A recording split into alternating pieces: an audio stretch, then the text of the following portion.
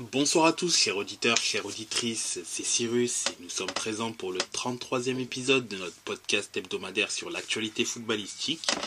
Et pour débriefer cette semaine de football, je serai accompagné des fidèles Camille, Buonasera ragazzi. Jeff Bonsoir à tout le monde. et Alexis. Bonsoir à tous. Donc, en premier lieu, pour parler de l'actualité footballistique de la semaine, on parlera de ce qui est notamment le plus frais, là, qui s'est passé même il y a un peu moins d'une heure, pour le dénouement du premier groupe de la CAN, celui de la Côte d'Ivoire, où il y a eu donc deux matchs tout à l'heure. Le match de la Côte d'Ivoire contre la Guinée équatoriale et également le match de la Guinée-Bissau contre le Nigeria. Tout d'abord, le match de la Guinée-Bissau contre le Nigeria, ce fut un match assez soporifique, je dirais. Le Nigeria ne montre pas spécialement grand-chose, bien que pour moi, le Nigeria aurait dû gagner 2-0 parce que le but d'Osimhen en seconde qui a été refusé pour moi ne devait pas être refusé. C'était soit il y avait l'erreur, enfin soit il devait être sifflé la simulation du joueur nigérian, mais si tu laisses l'action se poursuivre, Osimhen n'est pas hors jeu. Donc en soi, soit tu siffles la simulation avant, soit derrière tu laisses le but d'Osimhen. Parce qu'en soi, laisser passer l'action pour ensuite refuser pour dire qu'il y a derrière avait simulation, ça n'a pas spécialement de sens. Mais bon, ça n'engage que moi. Mais au-delà de ça, ouais, c'était une courte victoire du Nigeria sur un but contre son camp du joueur de la Guinée-Bissau, Sanganté. C'était sur un centre du joueur nigérian et qui était tendu et extrêmement bien placé. Malheureusement, il a dévié et il la met dans ses propres cages. De toute manière, s'il ne faisait pas ça, Osimhen à 99% marqué. Mais au-delà de ça, c'était quand même assez poussif le Nigeria en termes de jeu. Un peu déçu parce que je trouve que c'est quand même une équipe qui est mine de rien un peu trop porté vers l'avant, et je pense que s'ils affrontent une équipe sérieuse en huitième de finale, ça pourrait mal se passer pour eux. Mais bon, ils passent, ils sont premiers ex-aequo avec 7 points. Minimum syndical, on va dire, 3 matchs, 3 buts marqués. Au vu de leur potentiel offensif, c'est quand même assez faible, mais bon, ils ont assuré l'essentiel, ils sont à 7 points, ils sont qualifiés. Voilà, ils ont fait le minimum. Par contre, Guinée équatoriale, Côte d'Ivoire, un score sans appel, 4-0, mais un score qui, en soi, pour être le plus franc possible, ne reflète pas la physionomie du match. Parce que, mine de rien,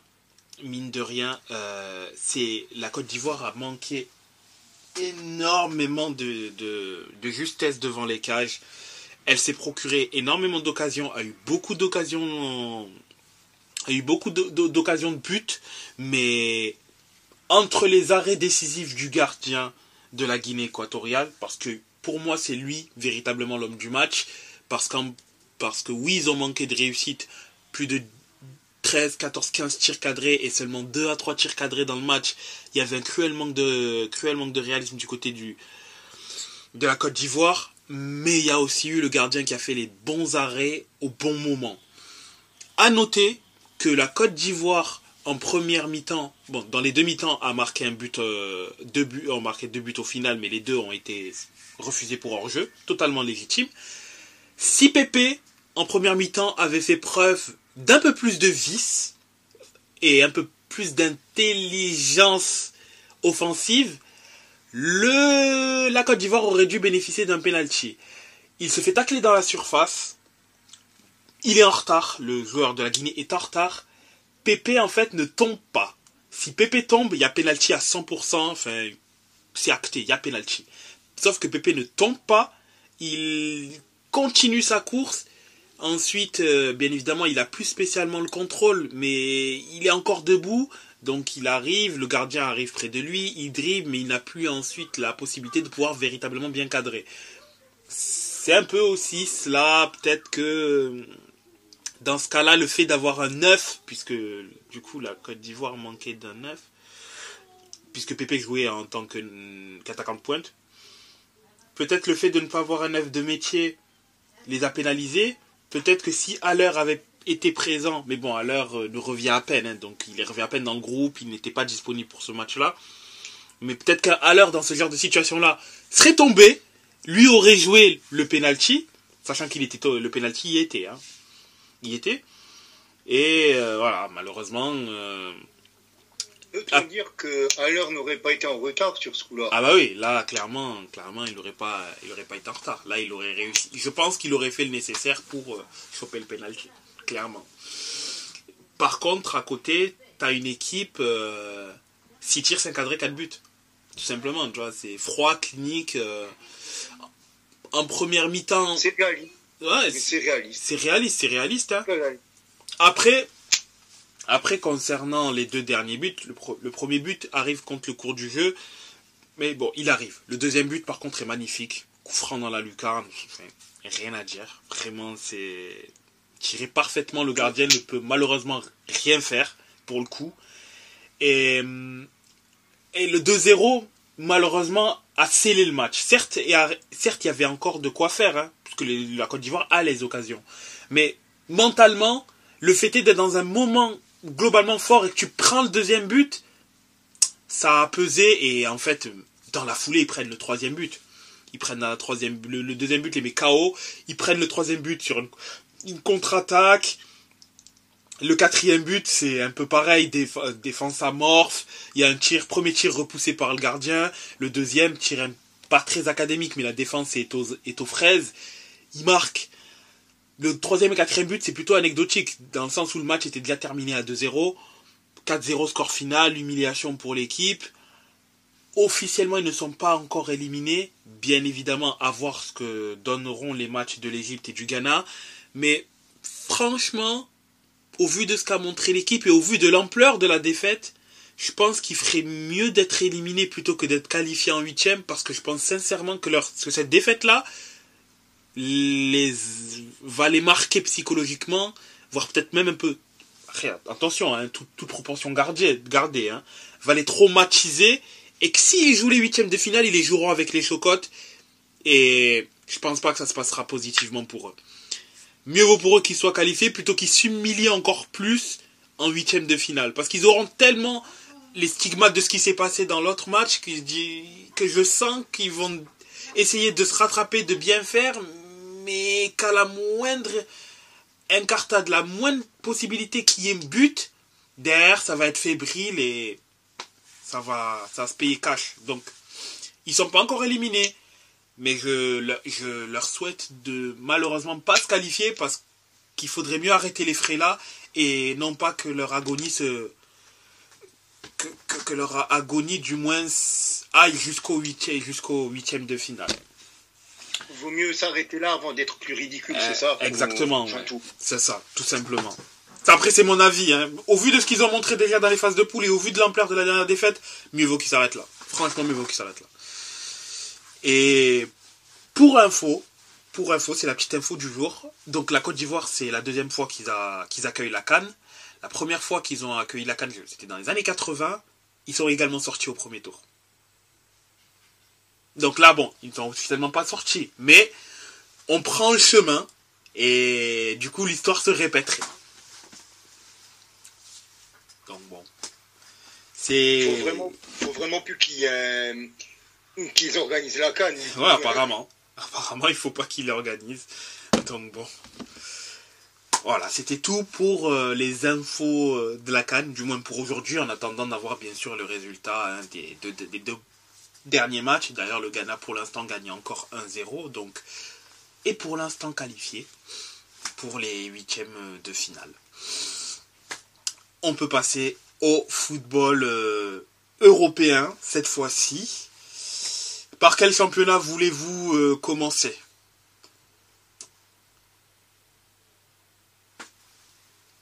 Pas tous à la fois. Pour une fois, je laisse les autres répondre, parce que pour une fois, c'est pas moi qui vais choisir. Je laisse une fois la parole à mes compères, à nos compères.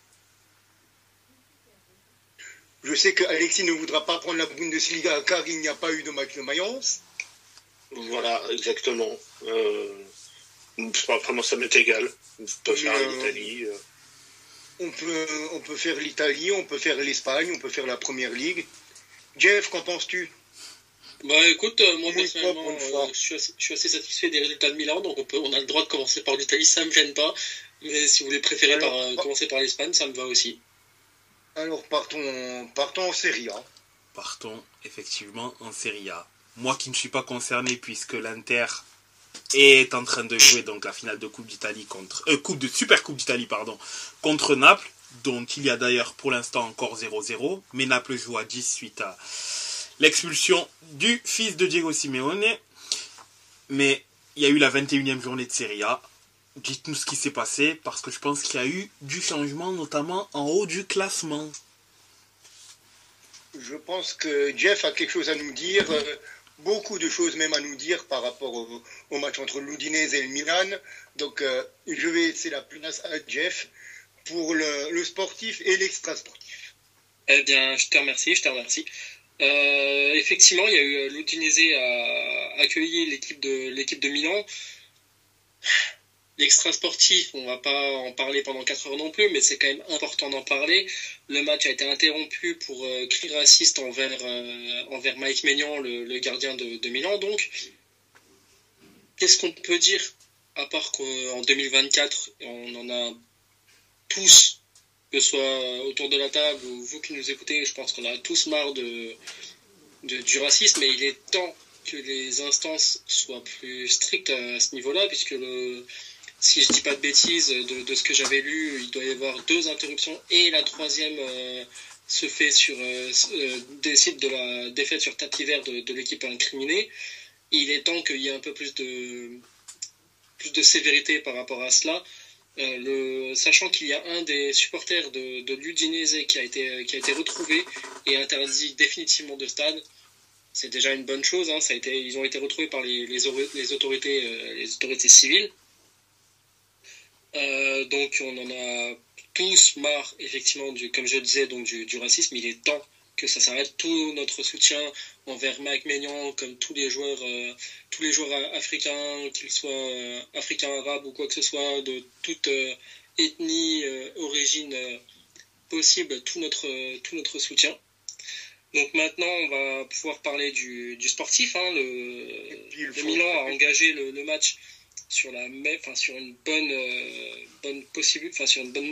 bonne manière, sur un but en 31e minute de Loftus-Cheek, sur une passe décisive de Théo Hernandez.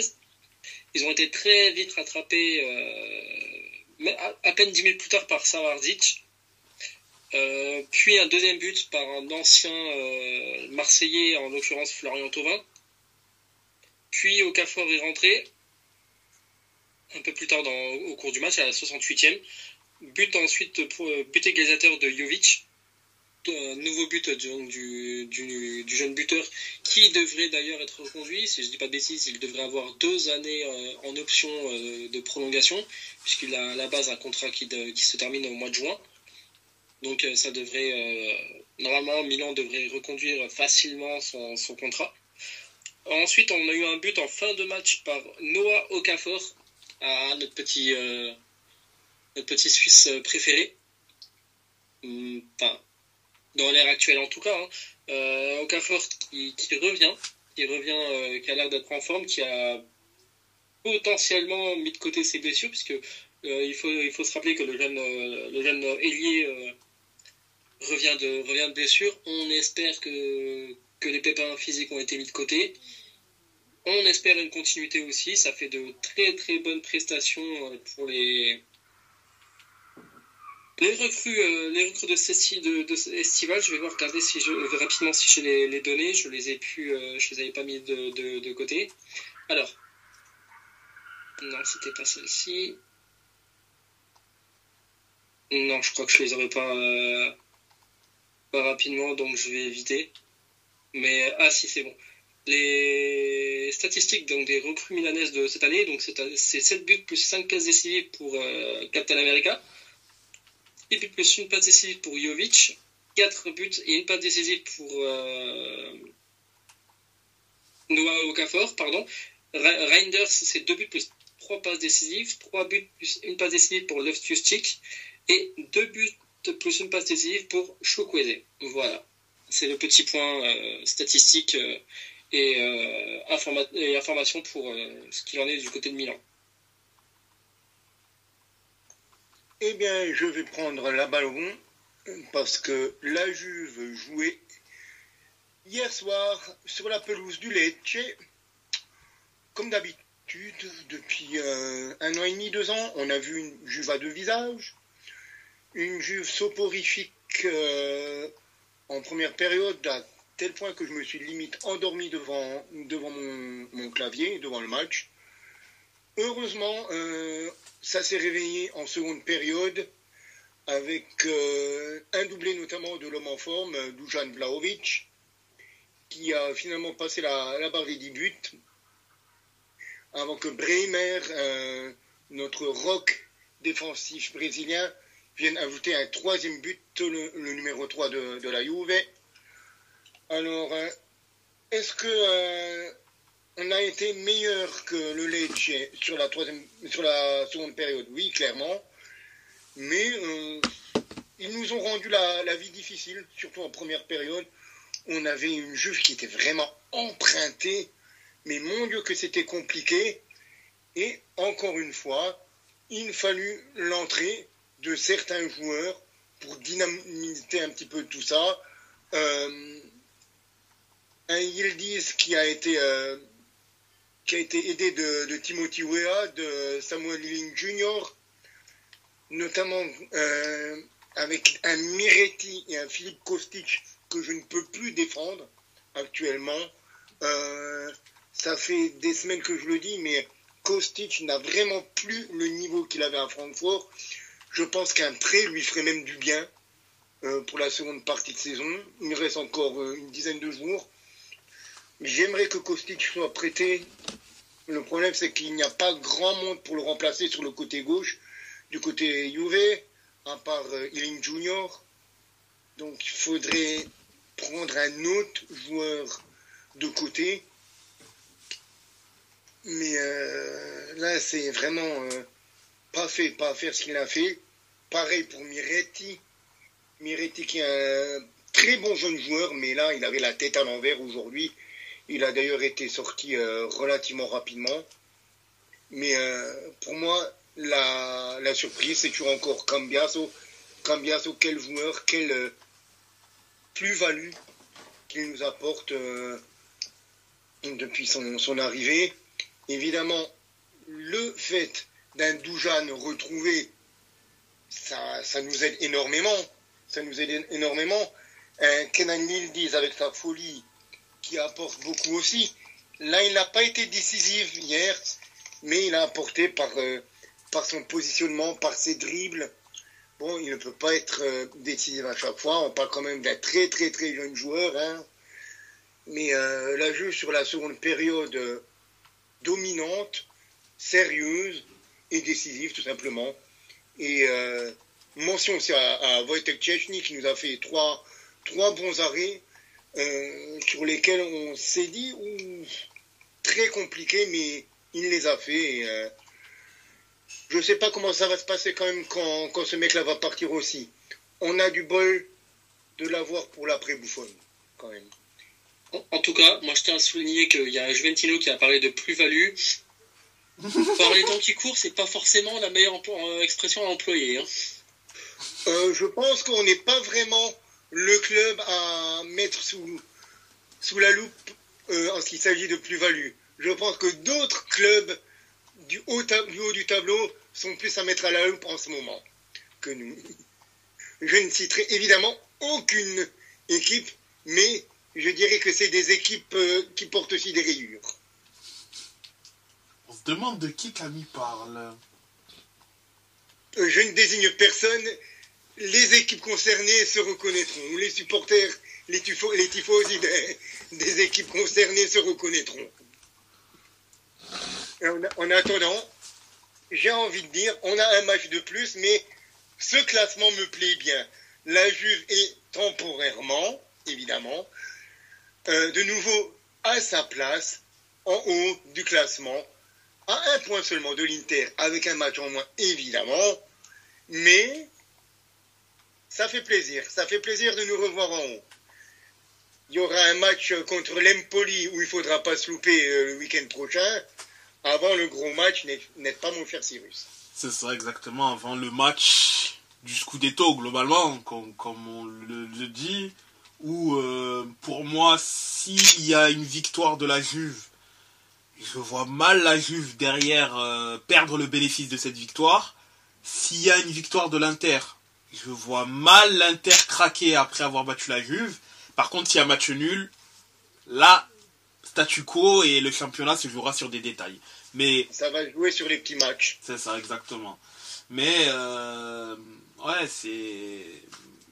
Pour moi, ouais, une grande partie de l'issue du championnat se fera à ce moment-là, parce que même si l'Inter a une suite de matchs un peu plus... globalement plus compliquée que la Juve, puisque même durant le mois de février, la Juve est globalement peu inquiétée au niveau du calendrier, là où l'Inter va devoir jouer l'Atalanta, elle va jouer la Fiorentina, elle va jouer la Juventus, elle jouera également l'Atlético. La Fio, vous la jouez la semaine prochaine, non? Oui, avant de vous le jouer, vous. Oui, la Fio, j'allais dire, j'ai regardé tout à l'heure, et la Fio, c'est la semaine prochaine, c'est pour ça. Moi, pour une fois, je vais être pour la Fio, hein, le week-end prochain. Je vais espérer une victoire de la Fio. C'est pas souvent, mais on va pas se le cacher. Mais après, bon... Si la Viola pouvait vous faire un coup de cochon, moi je signe tout de suite. Ah oui, après, c'est en quoi c'est normal, c'est le jeu. Mais bon, ce sera... Après, oui, on pourra dire, oui, le match retour est à Milan. Donc l'Inter peut avoir un avantage psychologique. Hein.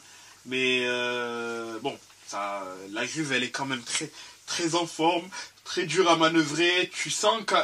Ce qui m'énerve, c'est que je sais qu'Allegri va vouloir la jouer petit bras, quoi, tu vois.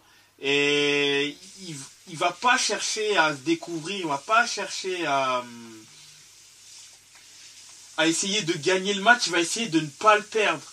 Et ça me saoule parce que forcément, un match nul, entre parenthèses, n'arrange personne et certainement pas l'Inter. Parce que le but de l'Inter est clairement c'est le 20e, hein, c'est la 10e étoile. Et donc ça va passer par une victoire contre la Juve, puisque un nul, ce serait trop...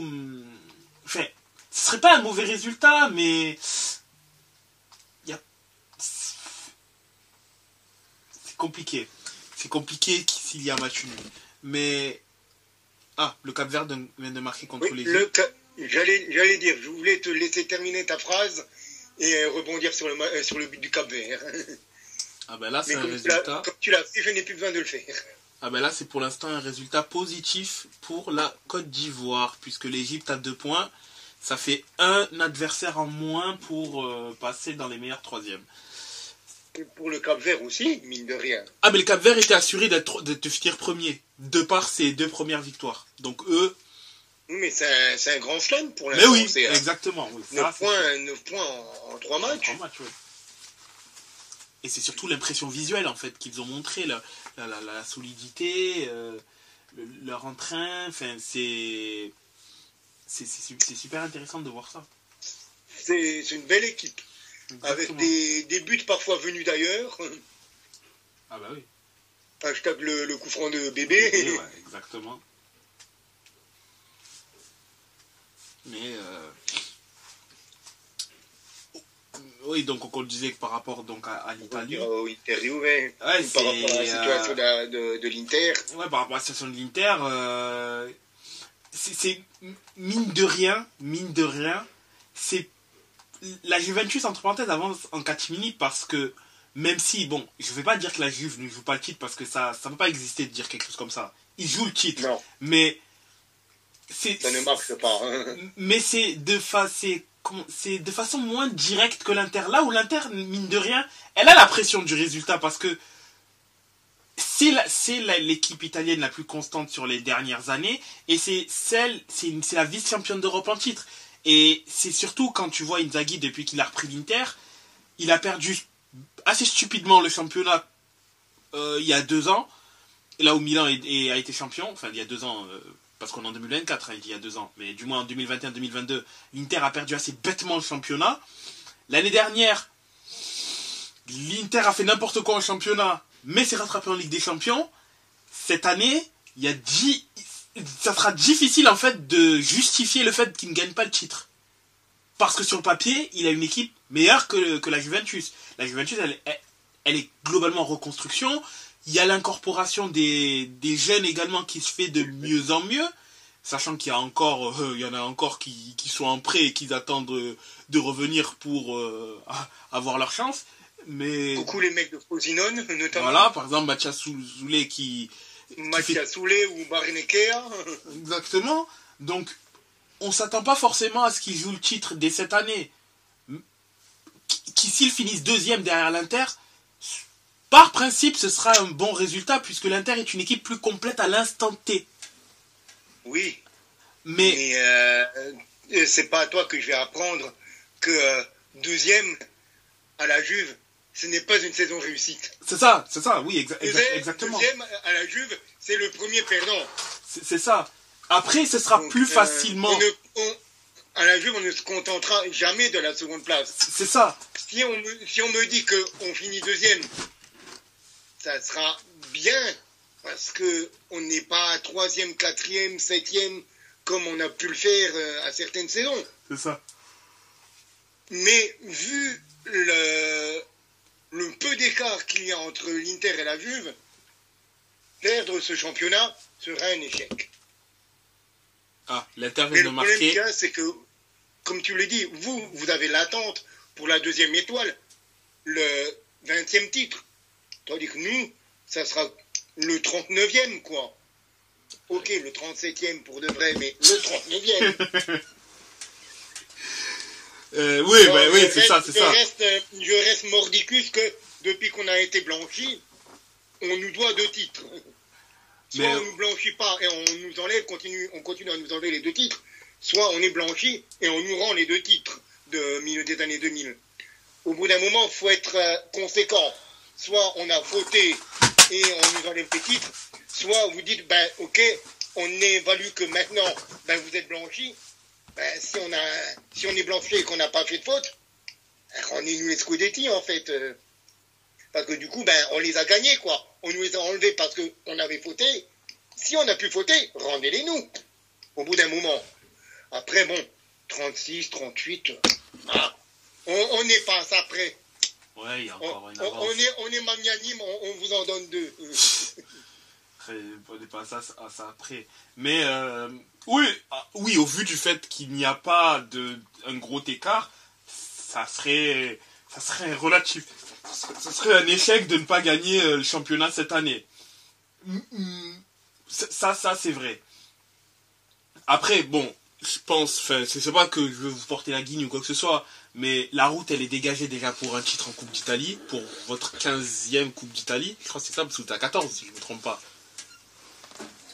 En Coupe d'Italie. Je sais que vous avez dépassé les 10, il me semble que vous êtes à 14. Oui, donc là, ça ferait 15. 14 Coppa Italia. Donc et là... franchement, on a eu du mal. On a eu du mal à la remporter, parce que pendant 20 ans, on ne l'avait pas remporté à un moment. De 95 à 2015, on ne l'avait pas gagné, on n'arrivait pas. Hein.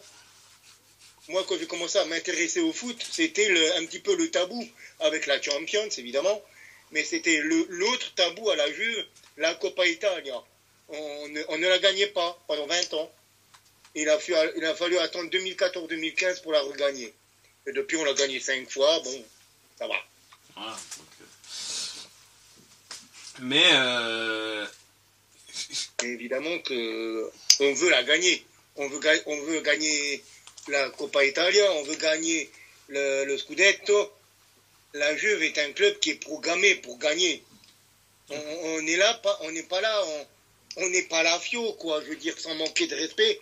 Ou la Roma à dire, ah ben c'est bien, la saison prochaine, on va jouer la Champions League, on est 4e. Non, 4e, chez nous, ça n'existe pas. À la rigueur, si tu me dis, cette saison, on fait 4e avec l'effectif qu'on a, je te dis, bon, si on faisait pas la saison qu'on fait, tu m'aurais dit, on fait 4e avec la saison, avec l'effectif qu'on a, ouais, on n'a pas grand-chose là, à part 3-4 joueurs très très forts, Dusan, Chiesa, Bremer et Tech. Voilà, ça s'arrête là. Mais bon, là, comme tu dis, ça serait un gâchis. C'est con à dire, mais ça serait un gâchis de ne pas gagner.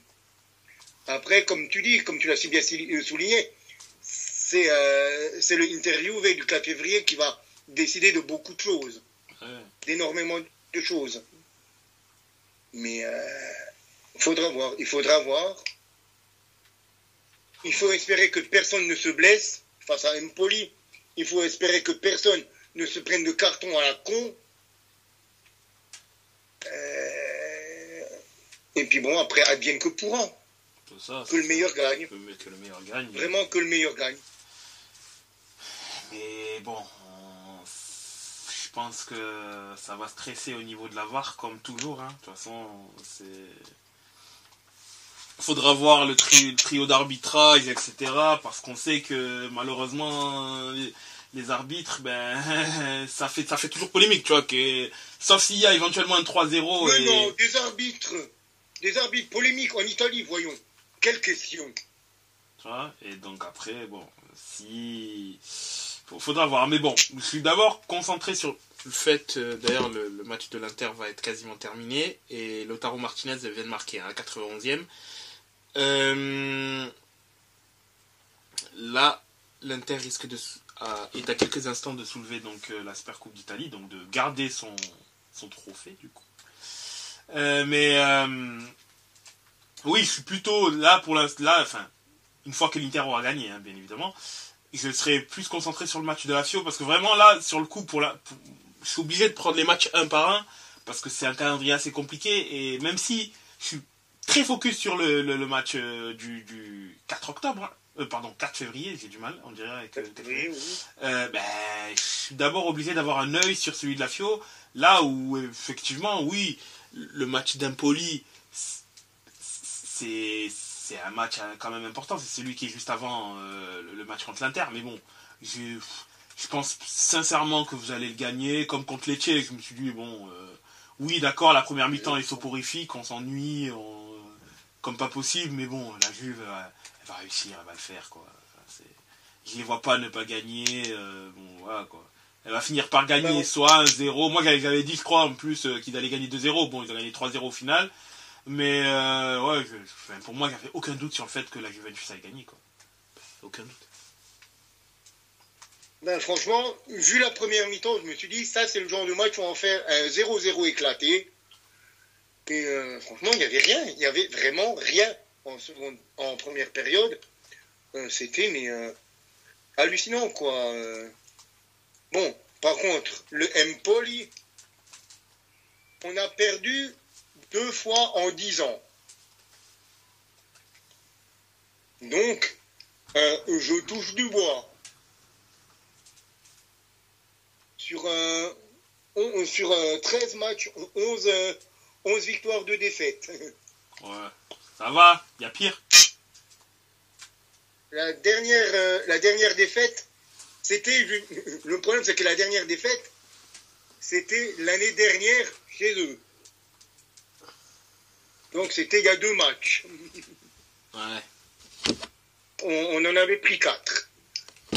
Et l'autre dernière fois, c'était en 2021-2022. Donc sur les 5 derniers matchs, on a perdu 2 fois. On a gagné 3 fois, on a perdu 2 fois. Donc faudra voir. Ouais, faudra voir quand même. Ouais. Faut se méfier, mais bon. C'est ça. On a gagné un de nos derniers matchs à domicile et on a perdu l'avant-dernier. Donc, on va dire que je reste quand même serein, mais pas totalement tranquille.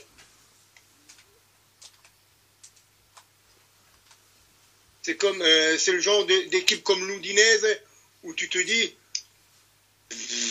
encore. Ouais, sur un match, ils peuvent te sortir la performance de la saison Non.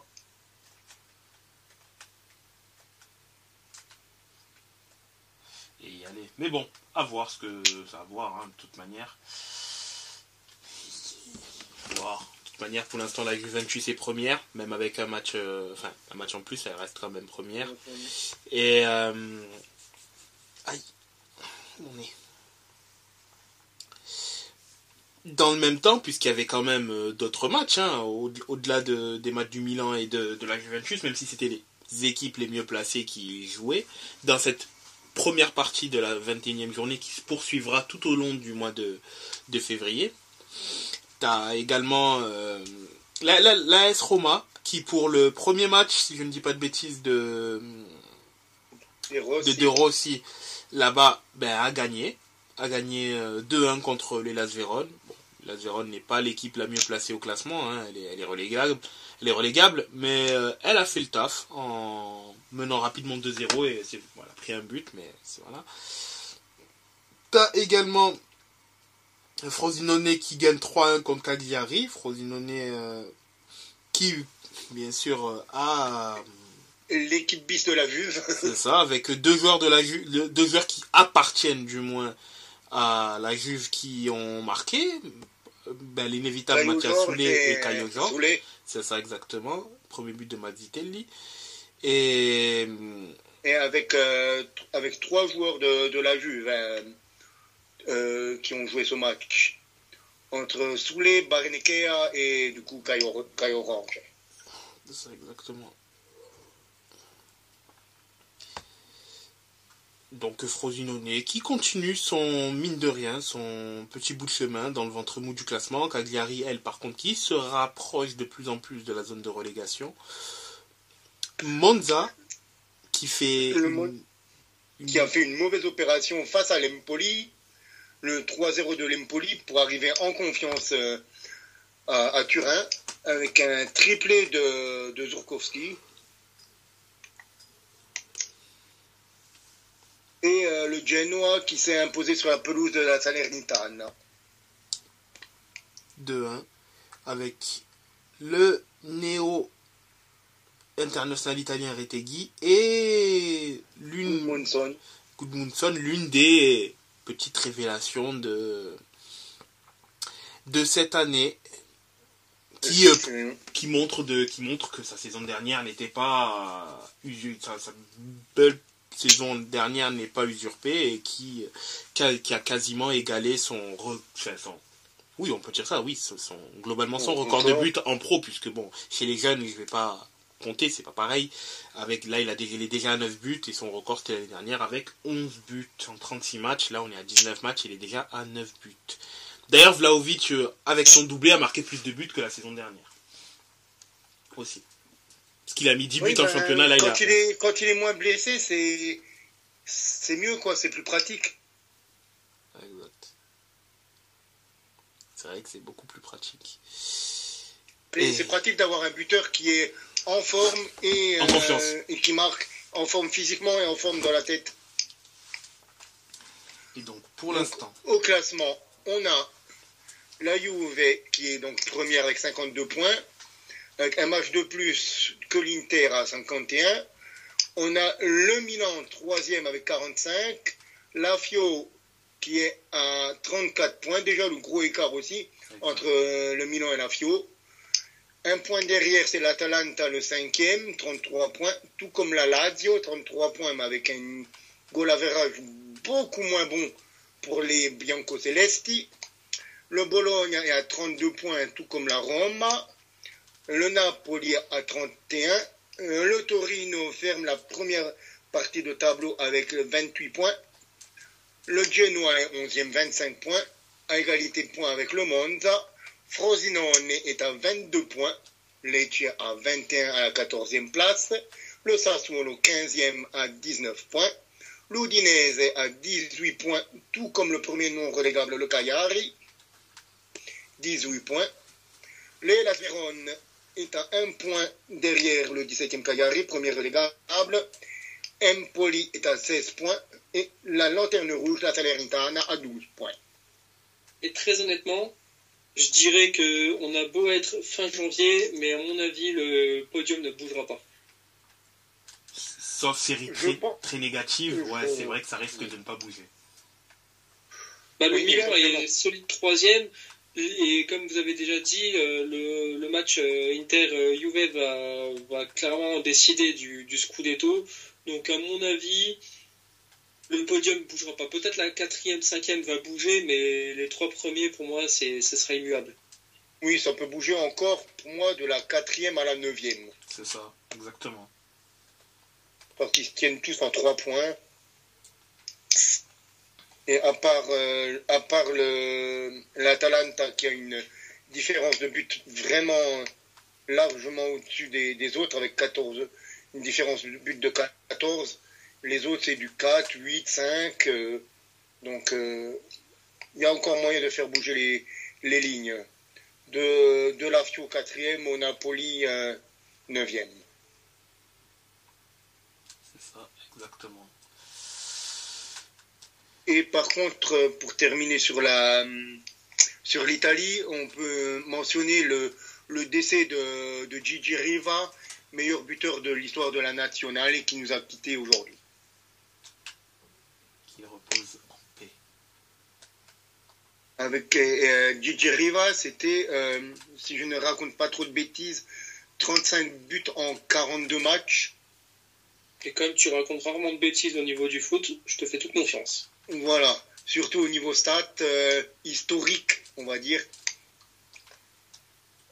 Donc le meilleur buteur de l'histoire de la nationale et qui nous a quittés en ce début de semaine.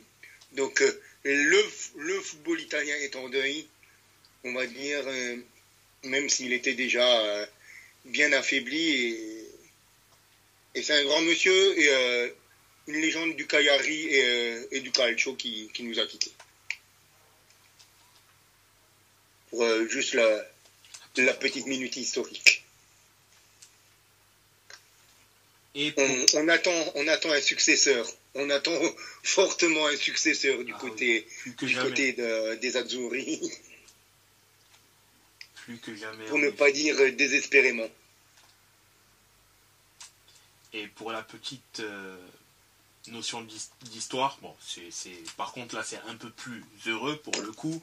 C'est donc l'Inter qui vient de gagner donc sa 3e Super Coupe d'Italie d'affilée. C'est la 5e pour Inzaghi, recordman en la matière.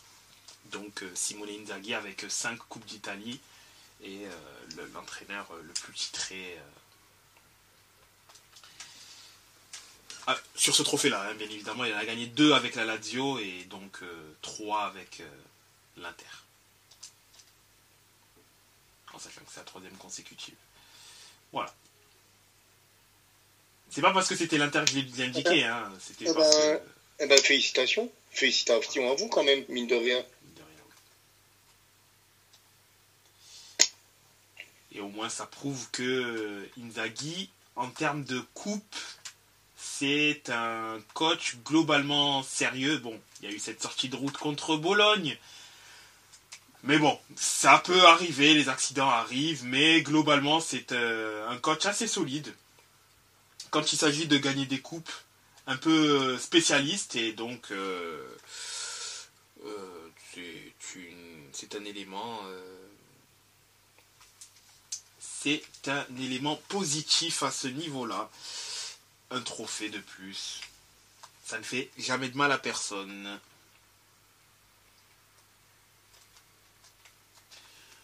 Donc, avant de partir sur d'autres horizons, je pense qu'on va faire une petite pause, chers amis. C'est ça, exactement. On va prendre une petite pause et ensuite on pourra reprendre notre course vers les championnats et les résultats qu'il y a eu dans les différentes compétitions. A tout de suite. À tout de suite.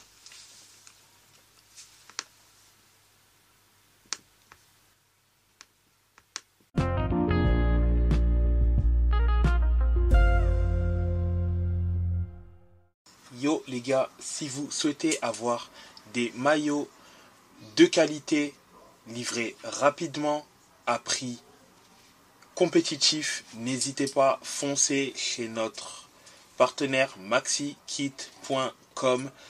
Avec le code LTR, vous aurez 15% de réduction sur votre commande. Donc n'hésitez pas, si vous êtes fan de foot, que vous souhaitez agrandir votre collection de maillots ou que vous en avez marre de payer des maillots de football trop chers, n'hésitez pas, foncez chez notre partenaire maxikit.com avec le code LTR, vous aurez 15% de réduction.